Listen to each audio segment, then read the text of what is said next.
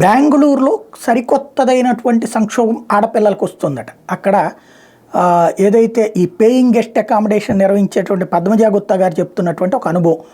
పీజీలో దాదాపు 4గురికి అనుభవం అయింది. ఇది ఇద్దరు అమ్మాయిలు వస్తుంటే కొంచెం మిడిల్ ఏజ్గా ఉన్న ఇద్దరు మలయాళీస్ ఎదురుబడి మీతో కొంచెం మాట్లాడచ్చా అని అడిగారంట. వీళ్ళు మొహమాటంగా సరే అని చెప్పారంట. మీ పేరు మీ ఊరు అని అడిగేసరికి, మలయాళం అడిగేసరికి వీళ్ళు కూడా కొంచెం ఫీల్ అయ్యి వెంటనే చెప్పారు సమాధానం. సమస్య లేని మనిషి లేరు, మీకు కొంచెం సమస్యలు ఉన్నాయి కదా, మేము ప్రేయర్ చేస్తామని అడిగారట. అప్పటికి కొంచెం ఏదో డౌట్ వచ్చి వద్దు మాకని చెప్పారట.